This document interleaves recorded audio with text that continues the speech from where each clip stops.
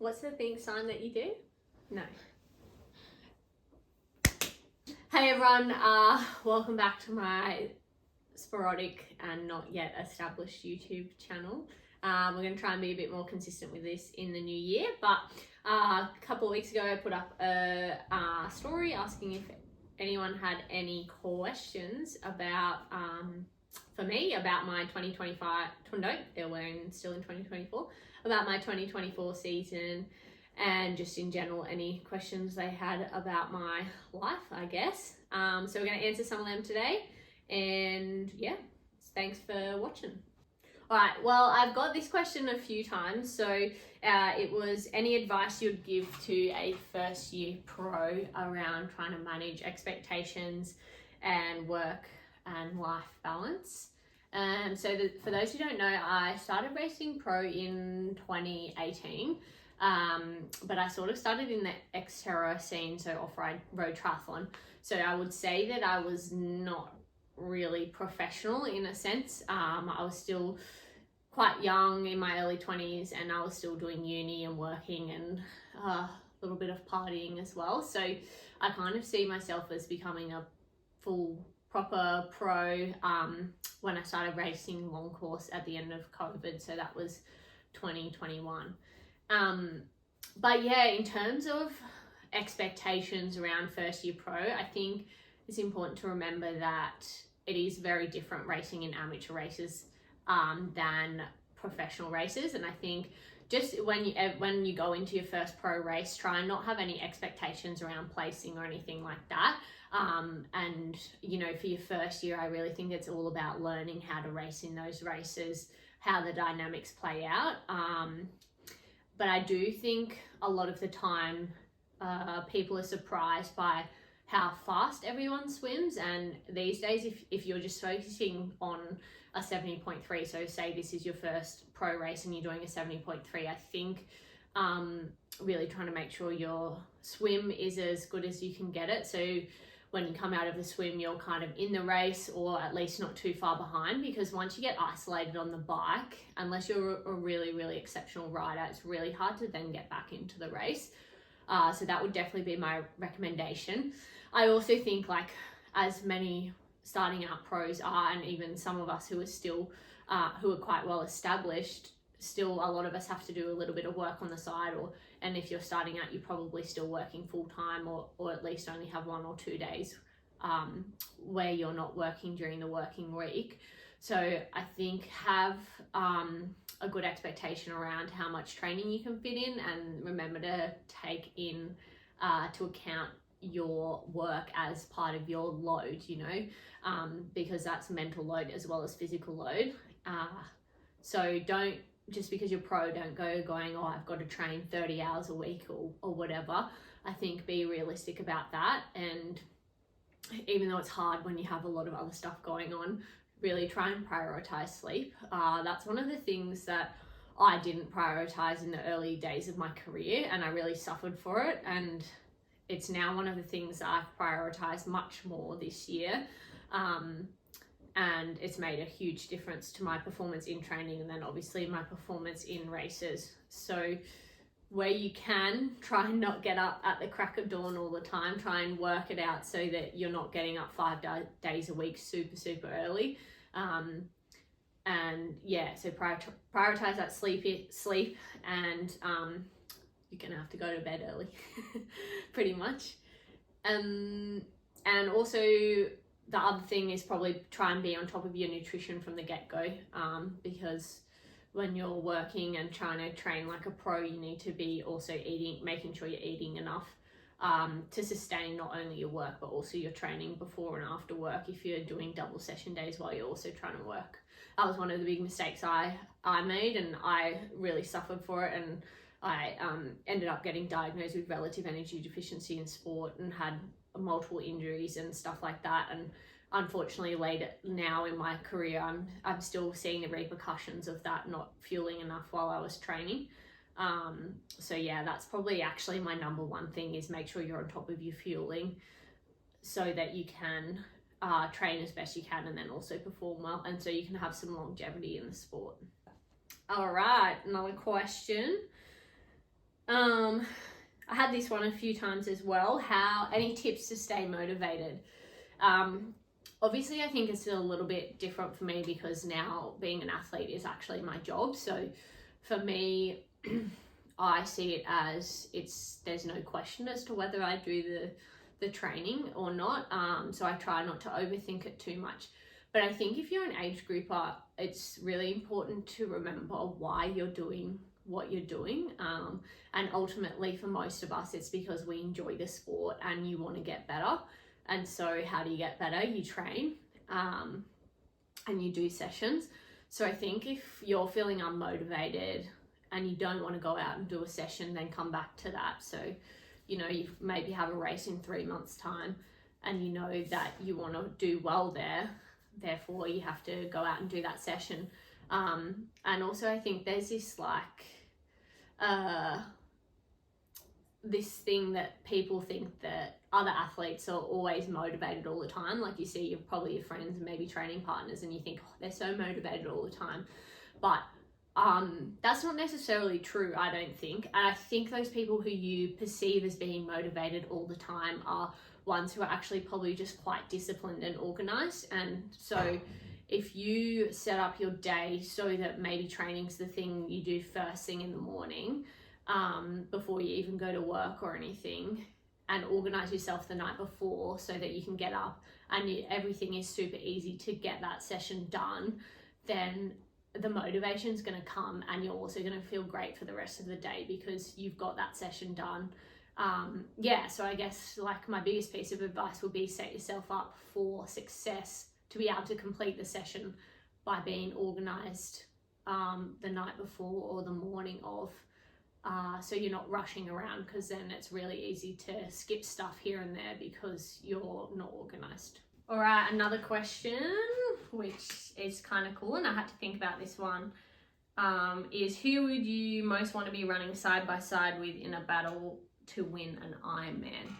Well, for a lot of you who maybe know me or don't know me, I haven't won an Ironman yet, so I'm desperate for that to happen, hopefully in the 2025 season. But when I think about it, I think for me it would be one of who I perceive as one of the best athletes in the world at this time. So, and it might be unrealistic for next year, but someone like Kat Matthews is someone who I would love to be running next to in a race and be side by side battling it out, because I feel like if you could win against her, or even if you're close to her, then you know that you're racing at a really high and world-class level. Like, you're one of the best in the world if you can run with her on a marathon. Same goes for someone like Laura Phillip, who we all know wiped the floor with everyone on the run at Nice this year. So that would be pretty amazing. In terms of close to home, like in a Oceania race, I think I would love to be running side by side next to someone like Hannah Berry as well. And I would definitely love one of my first Ironman wins to be on Australian soil or in the Oceania region. So whoever wants to come over and race Cairns next year and have a battle with me on the run, that'll be great. All right, next question. How has your bike become so good? So I think it's a combination of factors, really. So as most people know, I got a new coach this year, Jack Kelly. And so previously to that, I had the same coach who had been with me from when I started Xterra, Jackie Allen, and she was a professional herself for a number of years in the UK, and then doing the ITU stuff, and then she switched to doing Xterra. And so when I switched to doing long course, we spent a lot of time working on my aerobic base. So I did a lot of like zone 2, 3 work, a lot of long rides, a lot of long runs. So I think that set a really good foundation for me for then when Jack started coaching me. So I think, yeah, the most important thing is I had a really good base to start with. And then from there, With Jack, we just worked a lot on my upper end stuff, so like my VO2, and then we moved into threshold stuff throughout the year. And I responded really well to a good VO2 block at the start of the year, which I hadn't really done. I'd done VO2 on and off, but not like consecutive 3 weeks in a row. And I really struggled with it at the start, but I do think that helped me improve my bike a lot this year, because you know, I went from having this really good base, and then we lifted the ceiling of my VO2, and then that meant that I can obviously race at a higher power for a longer period of time. So my bike has always been good, but it's definitely stepped up another level this year. And also it means now I can run better off the bike because I'm way fitter and I'm much more comfortable on the bike. And I'm definitely very suited to the length of an Ironman bike, because I'm just quite good at holding like decent power for 4 to 5 hours, whereas I do struggle a little bit more with 70.3s, but that's something we're definitely working on for 2025. This one's kind of performance wise along the same lines. How do you go from 7th in the world to podium at Kona next year? Well, that a lot comes down to my coach, Jack Skalimski, but I think we kind of know what we need to work on. You know, this year I had an injury. I had a stress reaction in my femur in April, which meant that I had to take, you know, between around 8, well, it ended up being more like 10 weeks off running, which certainly meant that my prep for Nice and then the subsequent later races was quite rushed. So I think number one is staying injury free and being able to train consistently throughout 2025. And number two is increasing my run speed, because I, like with what I just said before with the bike stuff, is I have a really good engine, which is what makes me good at Ironman distance, but I don't, especially on the run, my higher end stuff isn't as good. And that's because, you know, mentioned before, I had RED, so I'm prone to get bone stress injuries. And one of those things that can aggravate you or make you more likely to get bone stress injuries is if you do lots of fast running.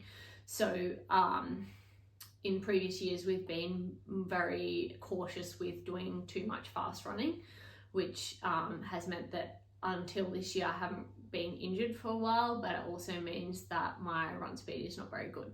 So in 2025, if we stay healthy, which we will stay healthy, I'm gonna be working definitely in the first half of the season on increasing sort of, you know, my 5k time, even my 3k time, because at the moment I think it's probably not high enough to be able to be running at the speed I need to be able to win an Ironman or get on the podium at Kona next year. And also obviously my swim is my weakest leg, so that's also going to be a big focus, which is mainly on swim technique, because I can get as fit as I want, but if my left arm keeps on being dodgy, then it's only gonna get me so far. So I think I've got to improve my swim so I come out of the swim higher up and can ride with a group, or I will be closer to the front of the race from the start. I think my bike is close to where it needs to be. It just needs a little bit more development, which I can just get from, you know, another 6 months or 8 months of consistent training. And then my run, just increase that, work on that run speed, and being able to hold a high pace for a longer period of time, which sounds easy, but we'll see if it works. This is sort of along the same lines, but at what age did you go pro, and how do you balance work, study and triathlon? So like I mentioned before, I went pro in 2018, but I started triathlon in 2014. But I would basically pretty much went straight into, after a year of just doing like smaller triathlons, shorter distances, I then started doing cross triathlon, so or Xterra. So I got my pro license for Xterra, I think at the end of 2017, and then started racing pro in 2018. So I did a couple of years of that, and then COVID hit. And then after COVID in 2021, I started doing long course. But when I got my pro license, I was 22. So yeah, before that I hadn't been, like I didn't grow up swimming or riding or anything like that. I actually played field hockey and was did equestrian. So a bit left field getting into triathlon, but I just picked it up at the end of school, and then yeah, I fell in love with it, and also found out I had a pretty natural affinity for like longer aerobic based stuff. What was the question? Oh yeah, how did I balance? How did I balance work, study, etc.? I think for me at the start, I was literally just so shocked that I even got a pro license and was actually kind of good at the sport. So I didn't take it too seriously, and I think that's what has made me love it even more now, and like now I'm more motivated than ever, so I don't feel burnt out from it, because I just enjoyed traveling and racing, and you know, I knew that I didn't think it was going to be a job for me, because especially Xterra, you really don't make any money from the sport. And so, yeah, I mentioned it earlier, I was just really driven to train, and I really enjoyed training, and I found that it was a really good outlet for me mentally, because I'd struggled with my mental health a little bit before that. So I found it kind of kept me sane and kept me grounded, and I really loved it. And then it's like an extra bonus if you can make a bit of money off it and travel and stuff like that. And then once I started getting more serious, when I got into long course, and I talked about it before, I just had to be super disciplined with my time when I was training and preparing for a big race. But I think also if you are someone who has to work and study at the same time as trying to perform at a relatively high level, or even just try and get to the finish line of an Ironman, because as we know, you still have to train a lot to complete an Ironman, whether you're an amateur or whether you're a professional. But I think being more accepting of the fact that, okay, maybe in this 12-week period of the year, I've got an Ironman after that. So this is the 12 weeks of the year where I'm going to have to be a bit of a monk. So I'm going to have to make sure I be super disciplined with going to bed early so I can get up and train in the morning. And I'm going to be super disciplined with making sure I'm eating enough food and getting enough of the right nutrients in, and maybe saying no to a few more social things. But if you're doing all of those things, then I think you have to only do them for a short period of time. If you know, for maximum probably 12 weeks. If you're trying to do that throughout the year, you're going to get burnt out, you're going to get tired. And I think it's really important, well, definitely for me, it's really important for me to enjoy stuff outside of triathlon, and spend time with my friends and family. So I even do that for myself now. Like, I know that I have to be locked in for certain weeks of the year, and I'm happy to do that. But outside of that, I find I really need that like extra reset to spend time with people and maybe go to bed a bit later and stuff like that. I guess an add on to that too is, for me, and I've always kind of been like this, if I go into something and I love it, then I'm pretty set on doing it. So I think for me, I'm lucky in that there was never a question for me as to whether I was going to continue pursuing triathlon. So for me, and then it was like, okay, well, how do I make it happen? I'm here and I want to get to here. So yeah, I knew it was not something that I was going to give up. So I just had to keep grinding and hope and that I would get good enough eventually to make enough money to be able to live. All right, we'll do a bit of training stuff. I got a few of these questions. What's your favorite swim, bike and run sets? That's a good one. I think for swimming, well, swimming is a bit my nemesis, but not my nemesis, but for swimming, I think if you're fit, doing a set of like 21s on short rest is quite fun, because it goes really quickly, and if you're fit and you feel good in the water, it's like last session you can finish and feel really satisfied with. So like typically for me, I know I'm swimming well if I can do like 21s on a 1:30 cycle, you know, and you're sort of having close to 10 seconds rest with them and it to still feel comfortable. So yeah, I definitely think that's a good one. And for riding, that's a hard one. I mean, my favorite session for a ride is like a long ride. I just love getting out there and riding for, you know, 4 or 5 hours, and spending as much time trying to go fast as possible in TT position. Some rides we did while I was in Nice on training camp in the mountains, which I really enjoyed, was like, and the course there is quite hilly, so there's a lot of mountains. And the way it worked is that a lot of the first half was uphill and then it was kind of descending after that.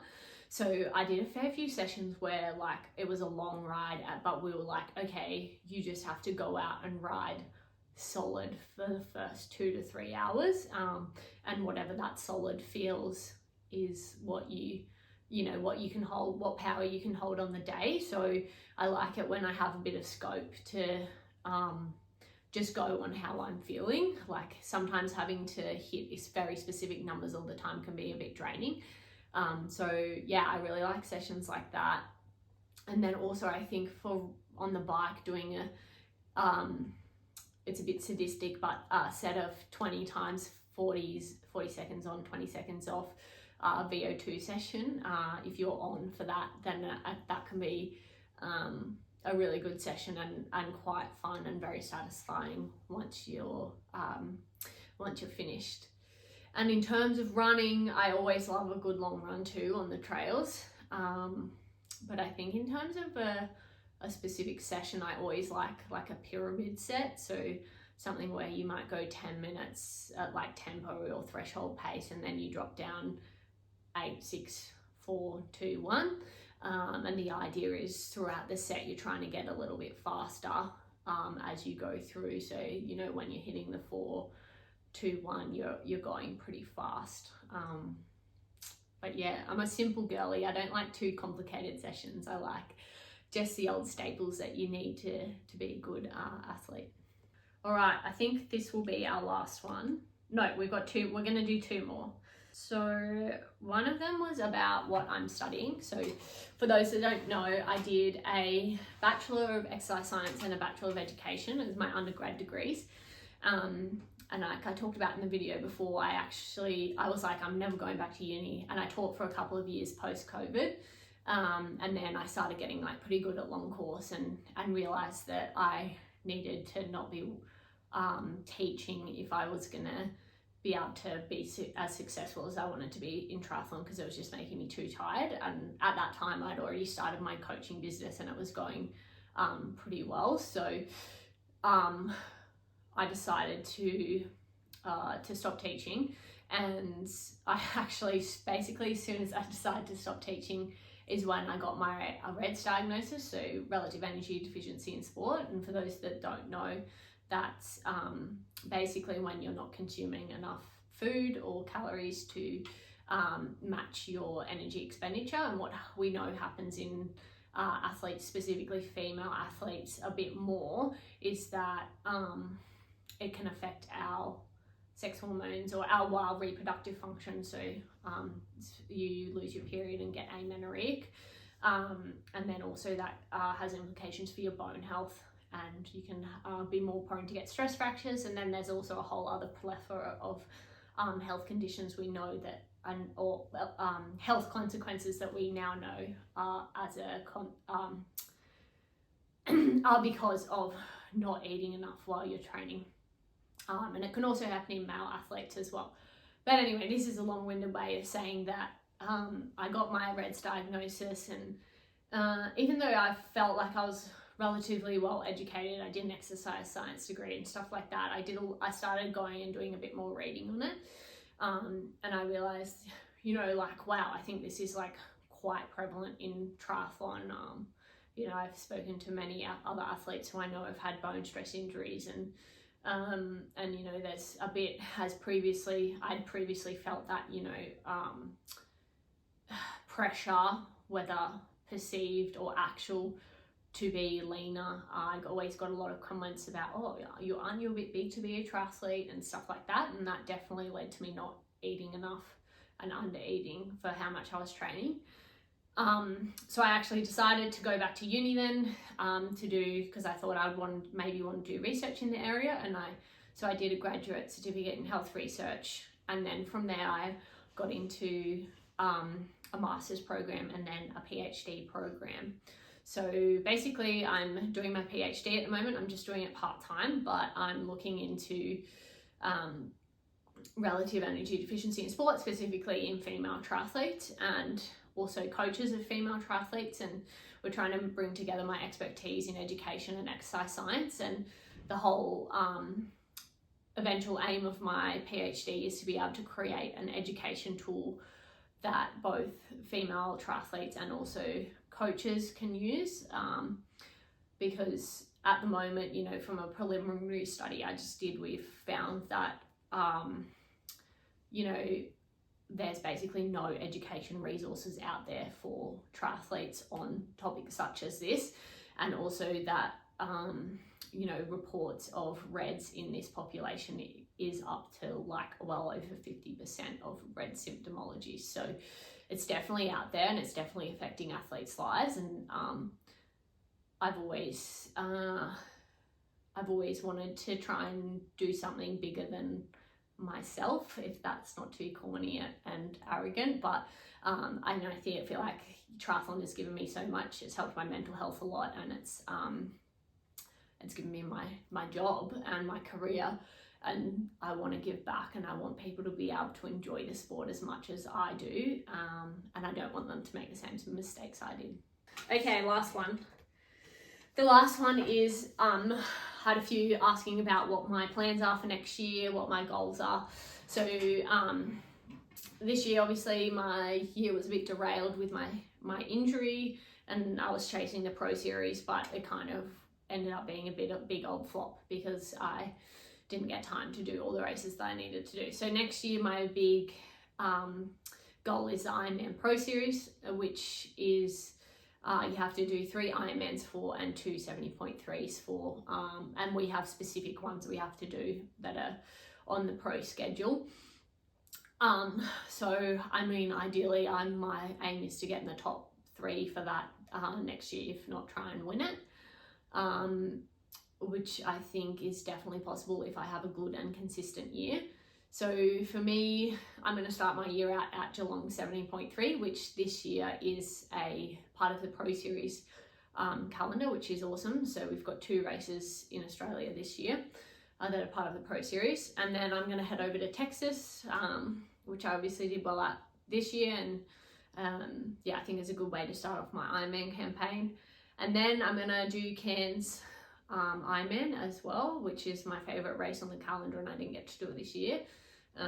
So I'm really excited for that one. And then hopefully, all going well, I'll have qualified for Kona at either Texas or Cairns. So I'll do Kona, and then I will do Marbella 70.3 Worlds, which I've already qualified for, which is 4 weeks after Kona. So that'll be my 5.